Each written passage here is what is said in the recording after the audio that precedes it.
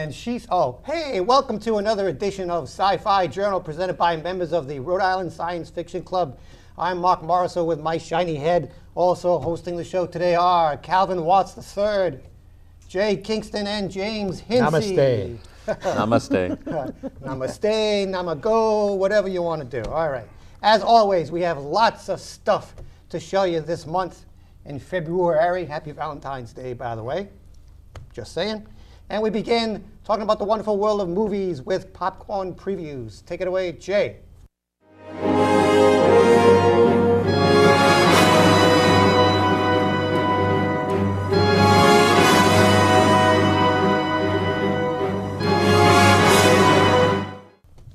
Okay, got a lot on the docket this month. First up is Jupiter Ascending. It stars Mila Kunis, Channing Tatum, Sean Bean.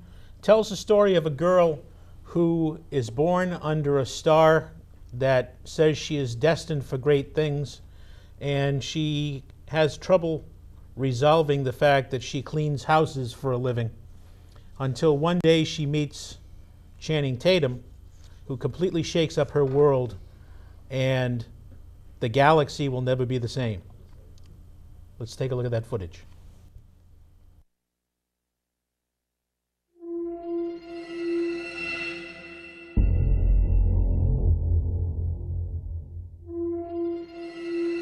You're the perfect hunting machine.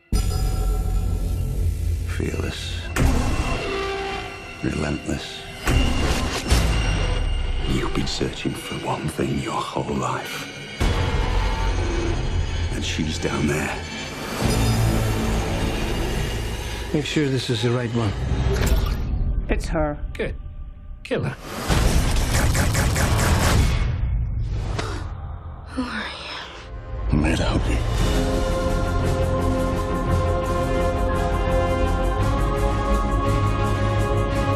It can be difficult for people from underdeveloped worlds to hear that their planet is not the only inhabited planet.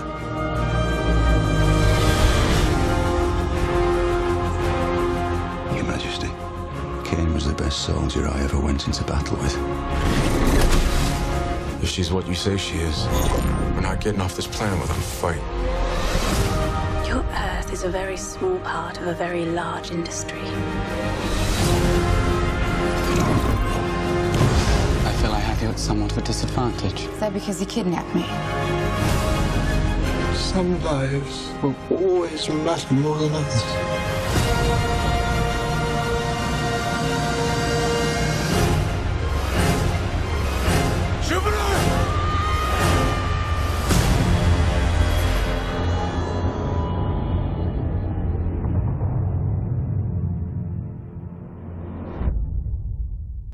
Well, that was great. That really looked very... Looks intense. Yeah, intense. Looks really intense. So you have Mila Kunis for the boys, and you have Channing Tatum for the girls, so it's going to be a very popular movie. Oh, yeah, definitely. So it'll tank.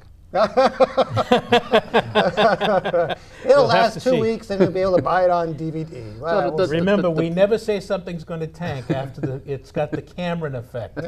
So. Well, you were the one that was saying that was going to tank. Yeah. I remember that. Yeah, I remember Avatar's that going to too. tank. It's going to be horrible. Yeah, number one movie of all time. Well, that's because I can't stand James Cameron. So. All right. Anyway, next up on the docket is Amazing Spider-Man 2, All right. starring Andrew Garfield, Emma Stone, Jamie Foxx, and very simply put, it's Spidey versus Electro. Mm-hmm. Let's roll that beautiful bean footage.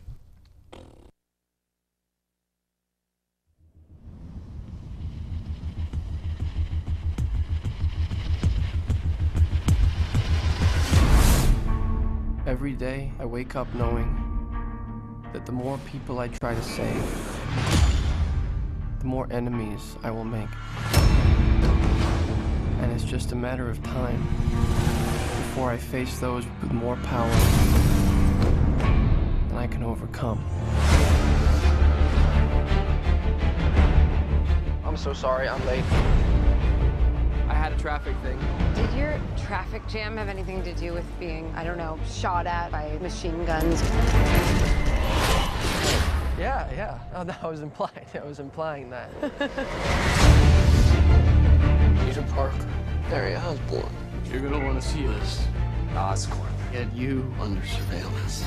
Why? Isn't that the question of the day? There's something you're not telling me, Aunt May. I once told you that secrets have a cost. The truth does too.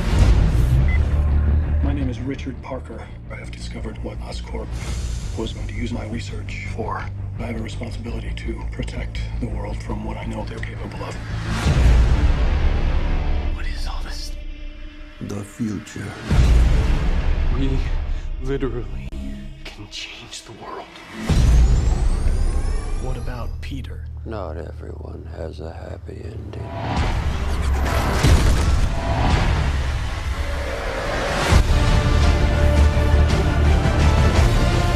This is bigger than you, Peter. I made a choice. This is my path. Soon, everyone in the city will know how it feels to live in a world without power, without mercy, without Spider-Man.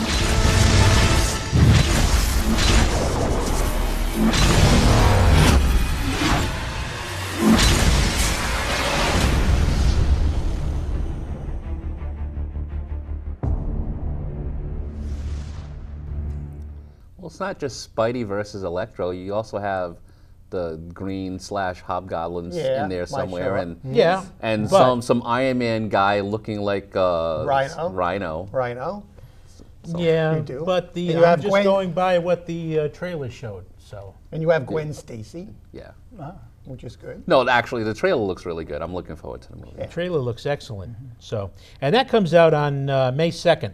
The first movie, I forgot to say, is coming out on July 25th. That's Jupiter Ascending, July 25th. Spider-Man 2 on May 2nd. Coming out on April 17th is Transcendence. Now this stars Johnny Depp, Paul Bettany, and Rebecca Hall, and tells the story of a man who is searching to create the perfect artificial intelligence. But an accident happens, and his wife decides, or his significant other decides, to implant everything of his being into the computer system and form an early version of this AI, or what scientists are referring to as a singularity. And chaos ensues once Johnny's in the system. So that's a great new saying. I think I'm going to use that from now on. If Chaos something goes ensues? wrong, Johnny's in the system. So anyway, let's take a look at that.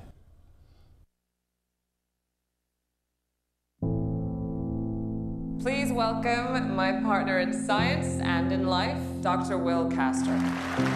The path to building superintelligence requires us to unlock the most fundamental secrets of the universe. Imagine a machine with a full range of human emotion. Its analytical power will be greater than the collective intelligence of every person in the history of the world. Some scientists refer to this as the singularity. Professor? I call it transcendence. A series of attacks conducted by a radical anti-tech group known as Rift. They hit AI labs all over the country. We lost decades of research and development. It's radiation poisoning. The bullet must have been laced with it. The effect is irreversible. Will's body is dying, but his mind is a pattern of electrical signals. We can upload his consciousness. We can save him. Not like this. Assuming that this works, if we missed anything, a thought, a childhood memory, how will you know who you're dealing with?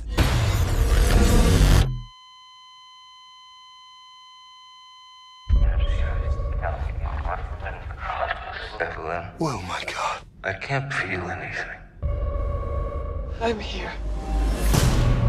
You need to get me online. I need more power. It may be intelligent, it may even be sentient. This is not well. Shut it down. Shut it down! It's him! Your friends crossed the line. They don't know the danger. This is astounding. So how do we fight it? You can't. An AI is like any intelligence. It has needs. The real will die. It'll start to evolve. Where's the machine? To influence. Perhaps the entire world. Where are you going?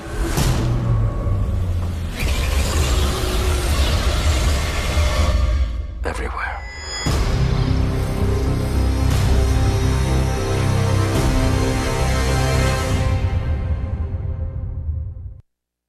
That looks really intense. So, and finally, last but certainly not least, one of my favorite movie franchises, X-Men: Days of Future Past. Now, this movie combines the original X-Men cast with one or two notable exceptions, with the X-Men First Class cast, and involves obviously time travel. Wolverine has to jump back and forth through time to convince Charles Xavier to try and stop a war before it ever begins. And this is a war with humanity versus the mutants. And it opens on the 23rd of May, and I can't wait for it. Let's take a look at the preview and see what you think.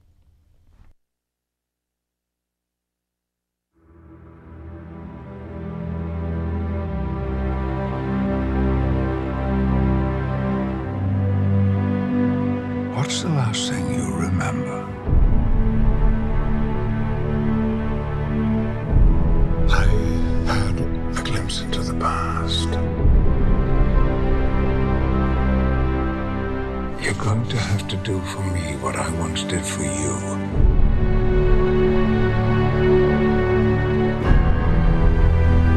You'll need me as well. Side by side to end this war before it ever begins. So, I wake up in my younger body, and then what? Find me. Convince me of all of this. It's going to take the two of us. And where do I find you? A different path. A darker path. Logan, I was a very different man. Lead me. Guide me. Be patient with me. Patience isn't my strongest suit.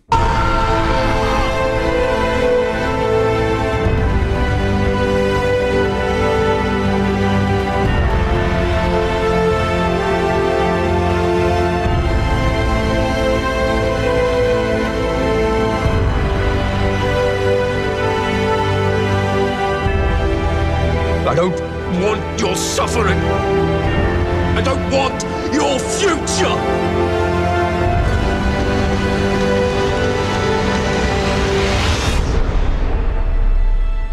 Please. We need you to hope again.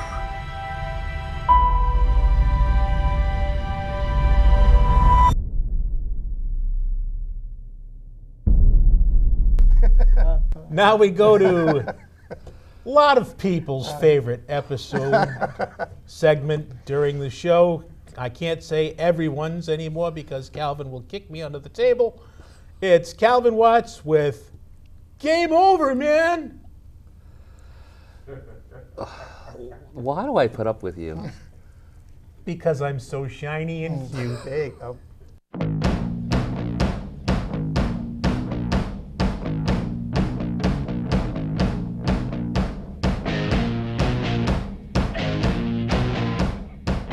That's it, man. Game over, man. It's game over. All right, so let's get into it. With February being the shortest month of the year, there's a lot of stuff going on this month. And if you don't feel like watching the Winter Olympics, which I will be heavily into, there's a lot of things that you'll be able to do. including 2 pretty heavy hitters coming out to home video. On the 11th, we will have Ender's Game, which we have talked about previously on the show. I never did get to the theaters to go see it, so I'm looking forward to seeing what I missed. Did you read the book? No. Okay. So I know nothing other than the fact that there's some alien race that like invades the planet, and this kid is supposed to like save everybody. Yeah. Well, it's the most of buggers versus humanity. Most of the dialogue is straight from the book. So. Okay, that works. And on the 25th is Thor: The Dark World, which ended up being better than I thought it was going to be. I like that movie. That was a good film. And they just announced there's going to be, you know, how Marvel usually does little featurettes. There's going to be like a 12 or 13-minute featurette on the home video version of Thor about the Mandarin in prison. Yes, I heard about that. So that looks really cool. So looking forward to that. Moving on to the world of gaming, and it being the beginning of the year as we tape this, Sony and Microsoft have released initial numbers for how well the PlayStation 4 and the Xbox have been doing, and both have been selling fairly well. Yep. PlayStation 4 is around 4.1 million consoles sold. That's out to actual individual people worldwide. And the Xbox One is around 3 million. So they're a little behind, but they're also in a lot less countries also as well. They're also a lot more expensive, too. Also, yep, a lot more expensive. The Wii U also got a really nice bump up in sales. So it was nice to see. So video gaming is going strong. As we filmed, CES just wrapped up, so there's a lot of new technologies and stuff going on, so I want to briefly touch on that. Valve's initial Steam Machine stuff, which is basically their home console slash PC version. They've had different configurations come out, and like I thought it was going to be, it's kind of like all over the place. You can get the low-end Steam Machine for around $500. Right. To some configurations going as much as $6,000. And I'm sure it's going to be great, but it's basically just, you know, it's a PC with a controller. That's what you're looking at. And since you're not going to have a standardized thing, I don't really think, you know, Mark Whitten, the executive guy in charge of the Xbox division, was asked about it, and he's just like, well, it really doesn't concern us. It just really doesn't have anything to do with our strategy, and he's right. Having said that, it still looks like it's going to be a phenomenal product for those people who are interested in it, and we will keep tabs on it and see how things are going.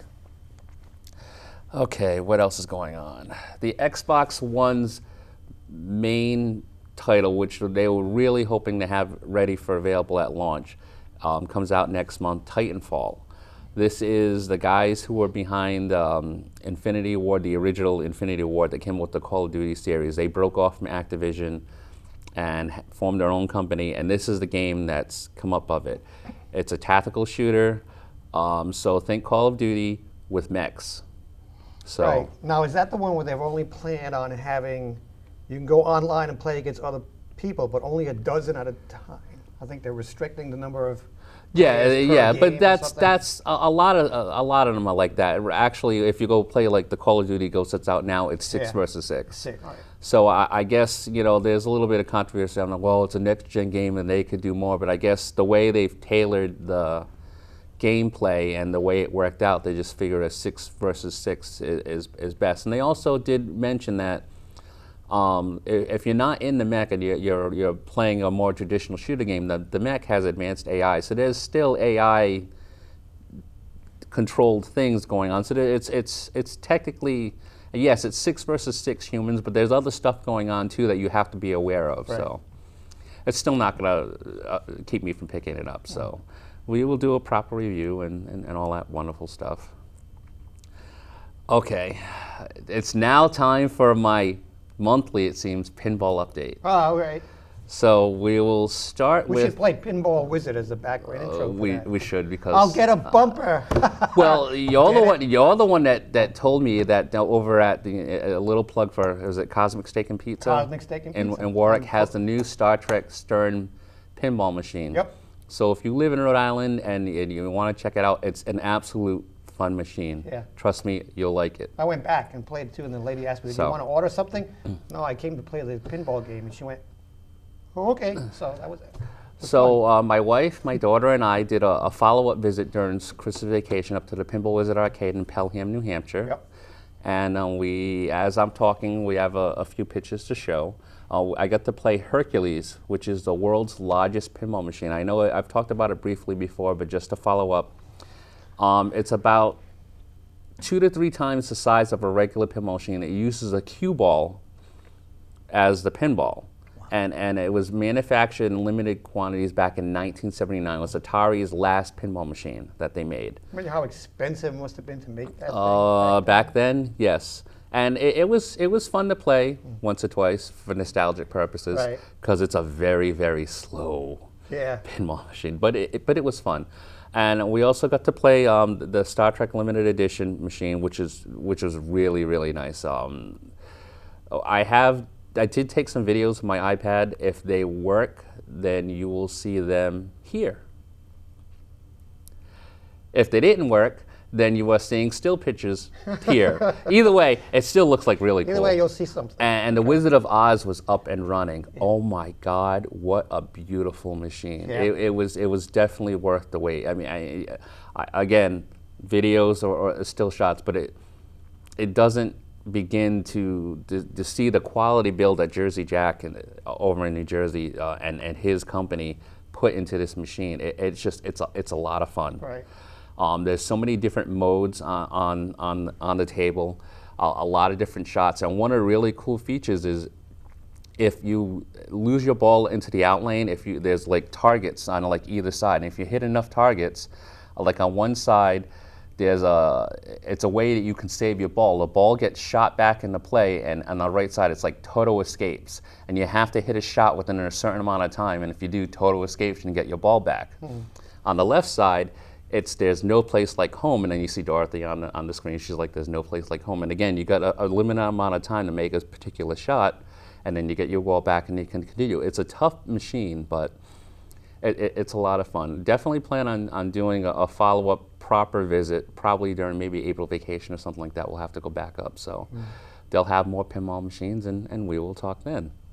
Until then, if you can't or don't have a pinball arcade or someplace where you can play pinball near you, the Pinball Arcade app from Farstate Studios is into season 3, and they have been saying that this is going to be their biggest season yet in regards to like real-world pinball tables digitized, and they're off to a rolling start. Fishtails has been released, which is I think number 22 on the Pinside Top 100. So it's one of the most popular pinball machine tables like ever. And they just released Black Rose. It will be coming out, which is a pirate-based pinball machine. It's a lot of fun. And they've also released an idea of some of the other machines that'll be coming up during this season, including Black Knight 2000 and Who Done It and Junkyard, which are all very highly rated pinball tables. So I'm looking forward to that. Nice. Good. That's all I got. Now we have a really cool treat for you. Here in the studio, James has brought one of the best examples of wizard rock. So here, live in studio, we have a performance of Draco and the Malfoys. Check it out. Hi, James here with Draco and the Malfoys in studio, live for our February show. And this is Brian and Brad. They're going to be playing a couple songs for us. And go ahead and take it away.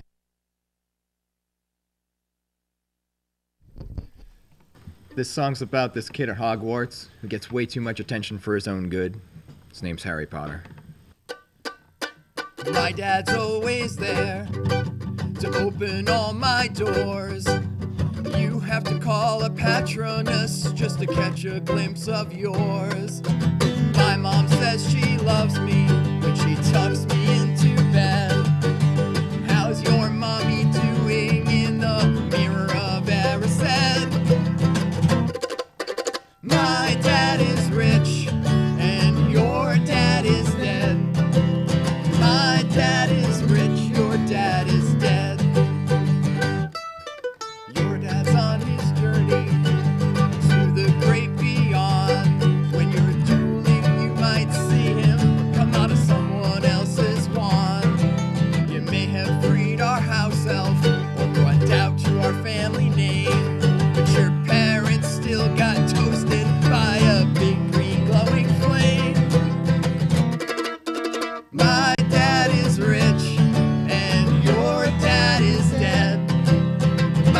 dad is rich, your dad is dead.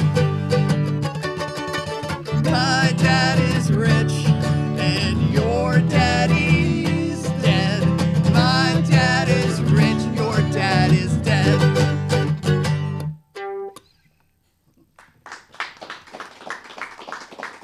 That was great.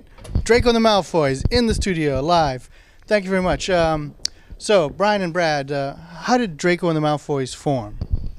Well, we were in a band in Providence, playing around, and we played a show with Harry and the Potters, who were from Norwood, and, well... Well, basically, Matt from the Whomping Willows had a house party, and Harry and the Potters played at it, and then they were going to play again, and we decided to play a trick on them and write songs making fun of them and their friends, like from the Nemesis perspective as Draco. And then we thought it was just going to be a one-off thing where we just play for our friends and write these stupid songs and play for our party, and they kept asking us to play with them, and then all of a sudden we're on tour and making albums and, yeah, having fun. That's great. I've been a big fan of you guys for several years now, since I discovered Wizard Rock, along with Matt and Harry and the Potters and stuff like that. Let's see. So now you guys have a new album coming, right? That's right. Yeah, it's our first release in about 5 years. Mm-hmm. So, and it's called? Cheat to Win. Cheat to Win. All right. Tell me about it a little bit. All right, so we thought we were done because we had released 5 releases before then, and Draco's not what you'd call a major character in the story. So we actually even had a song called "Out of Ideas" because we had gotten pretty much out of ideas. Yeah, and the only lyrics to that song were "I should have done more stuff in the books," and repeated over and over and over. So we kind of felt like it had run its course, and so we kind of declared we were done. And then, so a little backstory: Brad, who is a very, very talented musician, didn't really do much songwriting our whole lives growing up. We're brothers, by the way. And then, it's because when you have the whole universe of ideas to choose from to write a song, it can be a little overwhelming. You don't know what to write about. But when you have this rule that says, I have to write a song from Draco Malfoy's perspective, then all of a sudden it kind of frees you up in a weird way. And that just freed Brad up to write a ton of music. And so yeah, it's kind of like when you're thinking of like, oh, what should I write a song about? No, that's stupid. No, that's stupid. And I keep second guessing myself. But when I start at a stupid idea, then I can embrace it and keep going forward. Like, oh, writing a song about a secondary character in a book, that's pretty stupid. All right, yeah, of course it's stupid, so I'm just going to write it. I'll just do my best at it. Great. And so when is Cheat to Win going to be released? We're thinking March. Yeah, because what happened was we found that Brad would keep coming to me and saying, hey, I got this song for Draco. I got this idea for a song for Draco. I got another idea for a song for Draco. And we're like, all right, well, if we got all this material, we may as well release it. So it's going to be out February, March of this year. And we're exploring a little bit about how the story unfolds and affects Draco over the course of the story and how he grows as a character in retrospect, which we kind of hadn't done before. And we're also exploring the theme of Cheat to Win, which is very fun for us. It's like, there's a few aspects of it. One is that we all kind of do cheat to win, so don't judge us about it. If you're not cheating, you're not trying hard enough. Exactly, yeah. Play fair unless you're losing is kind of the... That's cool. That's cool. Thank you. So you also guys play around Rhode Island also with another band. Yeah, we're in a bluegrass band called No Spare Parts String Band, and we're playing, I believe it will be May 14th at Nickonese in Providence. They have a weekly bluegrass show there every Wednesday night, and we play there every few months. Yeah, that's like a block just from Davol Square. It's a neat little place. You can check it out. It's us and our father plays guitar and our friend Vince plays banjo. Yeah, one of my favorite albums is the Anthology of Slytherin Folk Music, which has a great bluegrass sound to it and everything. They play on that too. Yeah, that's the band that did that album with us. So, yeah. Cool, that's great. All right, thank you. So we're going to go to a new song now? Yep, this is called I Like to Cry, and it's about how Draco likes to cry. Great, thank you. Oh, we have a little something for you. Wow, thank you very much. This is our Live Evil shirt. Live Evil. That's all yours. Thank you very much. Thanks for having us. Thank you.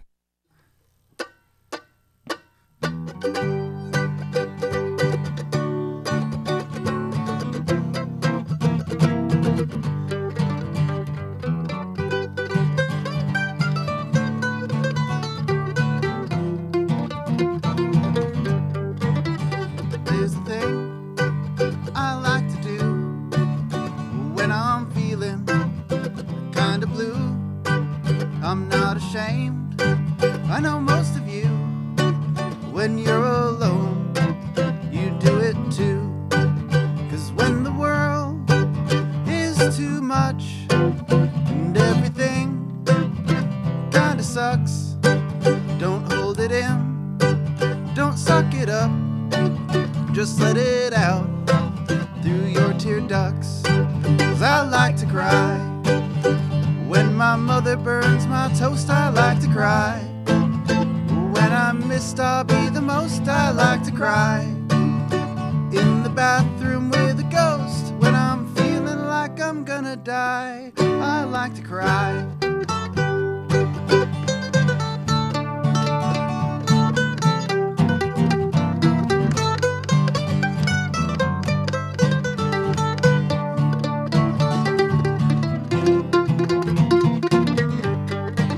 You might think it's strange, does not fit in with all the traits of Slytherin. But don't forget, I plan everything. I use my tears to help me win. 'Cause when a guy as cool as me breaks down in tears for all to see, people will take note of my heart and tend to give me what I want. 'Cause I like to cry when my mother burns my toast. I like to cry when I'm missed. I'll be the most. I like to cry in the bathroom with the ghost when I'm feeling like I'm gonna die. I like to cry, I like to cry when my mother burns my toast. I like to cry when I'm missed. I'll be the most. I like to cry in the bathroom with a ghost when I'm feeling like I'm gonna die. I like to cry.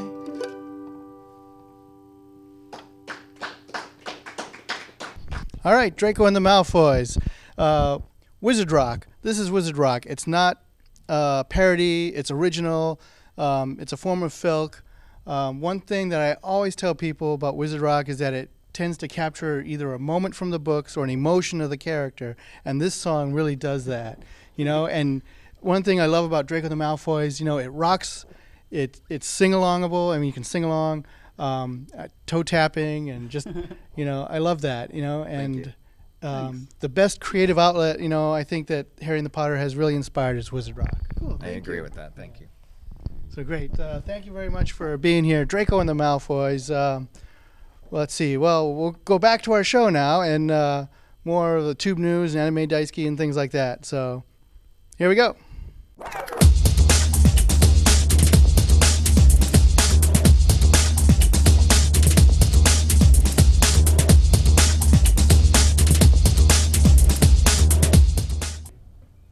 All right, Toob news for February. We have some returning shows on TV. The problem is there's just too much good TV to watch. I end up DVRing all this stuff, and half of it I got to play catch up and stay up till 3 in the morning. It's awful. Anyways, returning shows. Doctor Who Christmas Show review, the last episode of Matt Smith. What did you think? I didn't see it. Even if you didn't, well, I'm still talking about it anyway. I'm sure it was great. I did get to see Data Doctor. I know we were talking about last month, and you kind of ragged me on that. That was really good. So I thought this was the best Matt Smith performance. It really was. It was his best performance to date. Yep. This is his best performance, period. Right. Because he's done. Mm-hmm. It was good. A lot of fun. And then we get to see Peter Capaldi also. And the transformation from, was that 20th Century Fox? Yes, apologize. And we get the transformation into the new Doctor. who gets a whole new, block your ears, gets a whole new set of regenerations, we think. We're not sure if it's just one or if he gets a whole other 12 or 13. I have a sneaking suspicion that he got a whole set. A whole new set of regenerations here, which is cool. But what an awesome episode. Unfortunately, we have to wait until autumn or the fall of 2014 for new Doctor Who episodes. We're not going to get anything else until autumn. Well, I wasn't going to say this, but since we are talking about it, because it's not technically February, but the first week in March, the Day of the Doctor will be available on video. Yes, very nice. If you missed it and you can't catch it on BBC America, you can get it at your local store. You can get your local store. Oh, it'll be nice. Okay. And then Revolution is also returned to NBC on Wednesday nights, a show I enjoy. Arrow is going to be introducing more DC characters. They've already introduced kind of sort of the Flash at the end of the season ending. They're going to be bringing him back periodically. We'll be seeing some more. And looks like a lot of fun. Agents of S.H.I.E.L.D. moves along. Stan Lee is going to make an appearance during one episode of Agents of S.H.I.E.L.D. We were wondering about that when they first started the series, if he was going to show up, because he shows up in all the movies. Yeah. Yes, he is going to appear in an episode of Agents of S.H.I.E.L.D. Grimm chugs along. It's got the new season of Grimm is going along pretty well. American Horror Story on FX. I love that series. The one with the witches and the coven. This is, out of the 3 that have appeared so far, I like this one the best. Coven. Almost Human is chugging along on Fox on Monday nights, which I like. And I wonder, I made a little note here, I wonder if the next Star Trek film will have a Kennex device in homage to Urban, who plays the role of Kennex on the show. That'd be kind of neat, because he plays Dr. McCoy in the movies. It could be. Waves that Kennex device over the alien.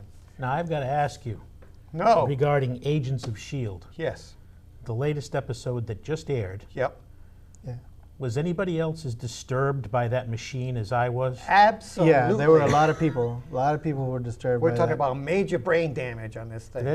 I mean, that really got to me. Yep. Yeah. And I'm not easily shaken. And we don't even know all of the reasons behind his coming back. I mean, we saw this little machine thing, but there were hints of it, but we still don't have all the answers as to how they brought back Agent Coulson. Ron Glass says, as the doctor says, that he was brought in at that point. Right. And it had already been 7 some operations or something. Yeah, 7 operations. So we don't know how long he was actually out for, Yep. Yep. Yeah, it was. But he was in Tahiti. It's a magical place. Magical place. That's his little trigger. So we'll see what happens with Agents of S.H.I.E.L.D. And then The Walking Dead returns to finish out the season on February 9th, if you are a Walking Dead fan, which is good. I love Walking Dead. The end of this particular season, they've left the prison, and now they're wandering on the road. They're all scattered all over the place. And the first few episodes focus on Rick and his son and how they try to survive out there on their own. So should be good. New shows that have popped up include Helix, which is Fridays on Sci-Fi Channel. What a creepy show. Some base in the Arctic. They're supposedly working on pharmaceuticals or whatever. They're doing some genetic manipulation type thing. Billy Campbell, you remember the old Rocketeer movie? That's how I know him. Is the main scientist investigating this thing. Oh man, what a creepy show that is. I love it. Good stuff. Bitten, also on the Sci-Fi Channel, is about the first female werewolf. It's based on a book series, if you want to check that out. Extant is an upcoming series with Halle Berry starring in that series in the summer of this year. She's a returning astronaut from deep space. She's also a mom, and the whole show focuses on her return from deep space has an effect somehow on everyone on the planet. Something happened to this girl while she was in deep space and slowly emerges. She has like powers or whatever. And Halle Berry is the guest star. Steven Spielberg is co-producing, so should be nice. That's a summer run on CBS. Gotham Central is a Fox series in the fall. It's based on Commissioner Gordon, a series about a young Commissioner Gordon. And they think it's a roundabout way to introduce some of the Batman villains. So we'll see early versions of the Riddler and the Joker and all those guys. But it'll just be, will it be Lieutenant or Captain Gordon? I mean, It'll he won't be Commissioner yet. It won't be Commissioner yet. But it'll the be- commish. Yeah, the commish. His early run. And we have The Strain, which is an FX series in July, based on the comic trilogy by Chuck Hogan and Guillermo del Toro. It tells the tale of a parasitic vampire plague that envelops New York while a CDC doctor and his team fights back. It's a good miniseries, comic series, if you want to check it out. So that should be showing up sometime in July on FX. And that's all I have this month for Toob News. Let's move on to the wonderful world of Anime Daisuki with James. Take it away, James.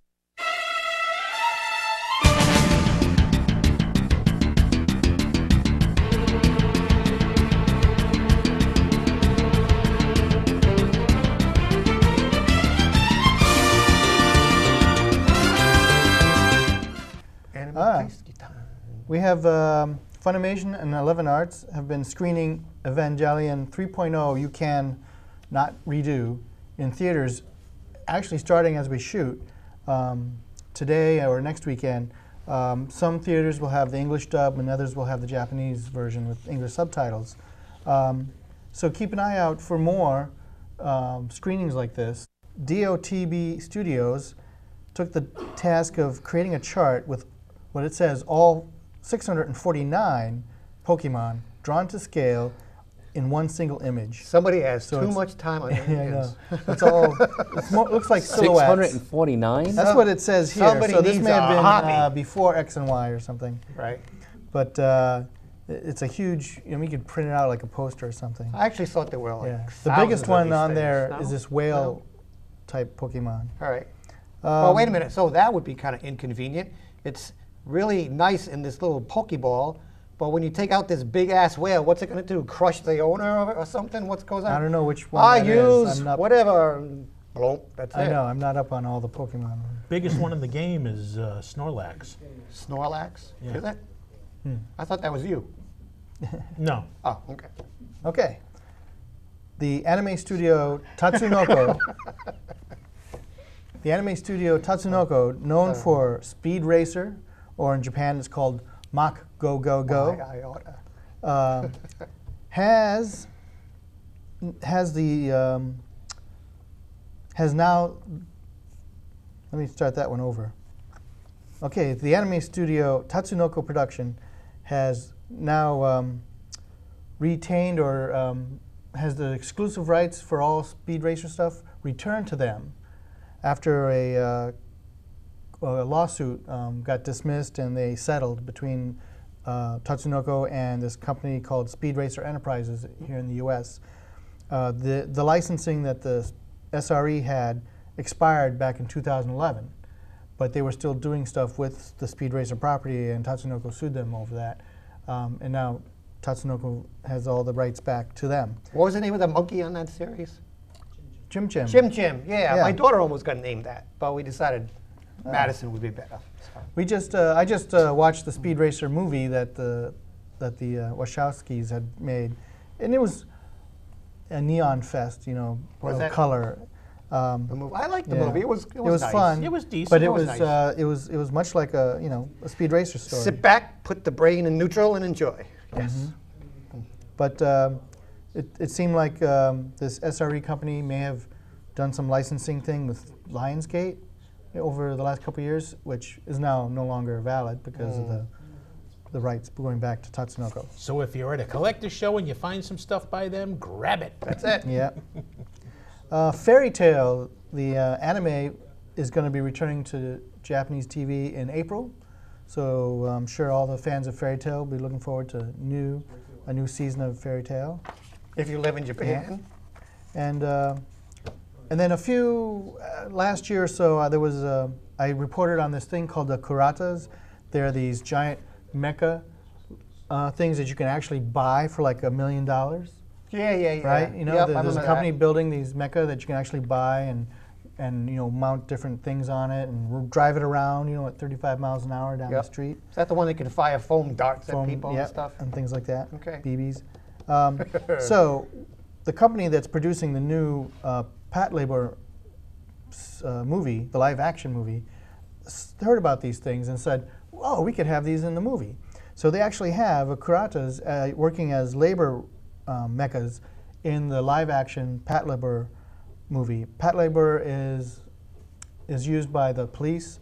It's supposed to be what they call a combined word of patrol, I think, and labor. So the story, I mean, this is a new story by Mamoru Oshii, who is directing. And they're releasing it in like different episodes in the theaters in Japan over the course of this year, 7 different parts. And then there'll be a whole movie that they'll make after that too. So it'll be really cool to see, live action Patlabor.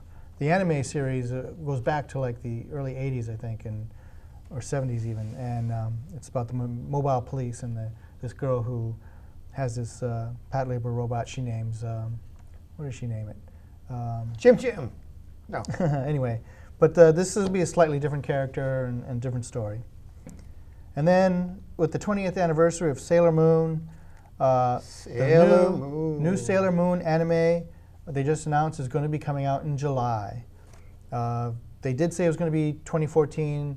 It was going to be delayed until 2014, but now they say it's coming out in July, and it'll be on the Nico Nico streaming service. So, and it'll be subtitled in 10 different languages. So if you go to the Nico Nico website, you can register and stay tuned to see the new Sailor Moon series coming in Japan.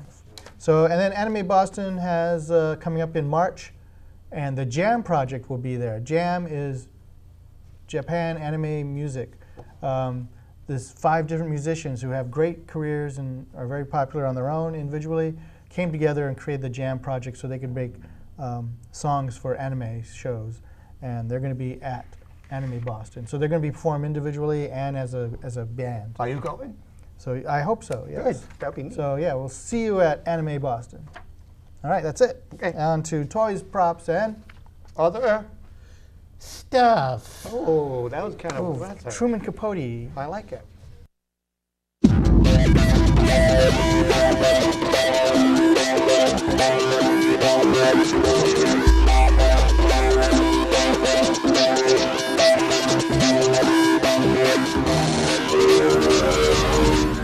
I got a Lego for Christmas. It's a plane, basically. We can configure it into different formats. And then on the other side of that is the Lego Indiana Jones Adventures, number 2, which I think includes all the games for each of the movies and Temple of the Crystal Skull.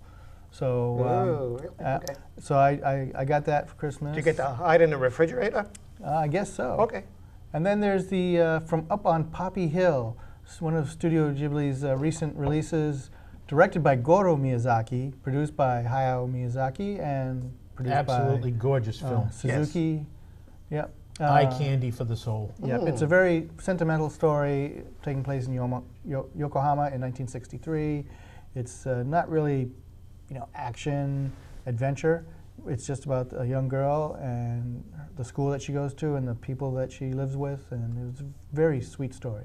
Okay, on one side to your left or right, or whatever how you're looking at it, we have the woefully underrated Dread movie starring the aforementioned during the show, Carl Urban. Yep. Excellent, excellent, excellent movie, and a much better take, in my opinion, on Judge Dredd than the Sylvester Stallone Stallone movie, which was good in its own right, but this stays true to the original, and it's a really good action movie. Nice. Next to that, the latest edition of the Toon Tumbler glasses have come out, and of course, 2 of my favorite characters, Nightwing and Batgirl. Yep. You can find them at toontumblers.com or at your local comic book I still type have store. the original tumblers from the Pepsi Corps when they first came out. Yeah. Cool. And on the end is one of the earlier pop merchandise figures that have come out, and this is Maleficent. Yep. All right, continuing with the pop characters, again, there's Batgirl and there's Nightwing.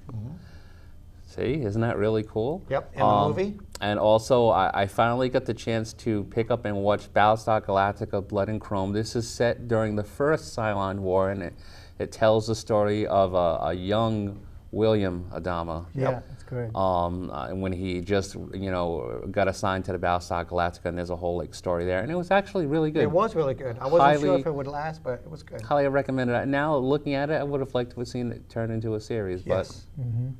And that's a special edition 3DS. How special is it? It's very special. I don't know whose it is. It looks like it's the Zelda version. It says No, it's not the Zelda version. It's the Mario Luigi version. Aha. It came with Mario Luigi Dream Team already on the SD card. All right. Oh, that's awesome. And that's Ian's copy. Right, we have the history of NASA, the history of the civil space endeavor. It's a great book that Adam brought in. And also Year Million.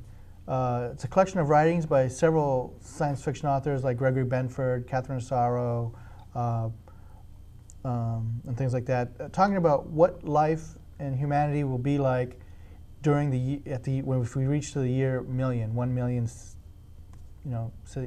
or what's the CE stand for? Christian era, right? So yeah, what would it be like at 1 million years from now? And then there's a little a floating TARDIS. That's J.E.'s toy. Yep. Right? It's not floating right now, but it does levitate between two opposing magnetic poles, and it spins, and it is really cool. There will be a TARDIS at Aresia. Oh, nice. Life-size TARDIS. You That's can get good. pictures. All right. Anything else? We got some statues. Go ahead, Calvin.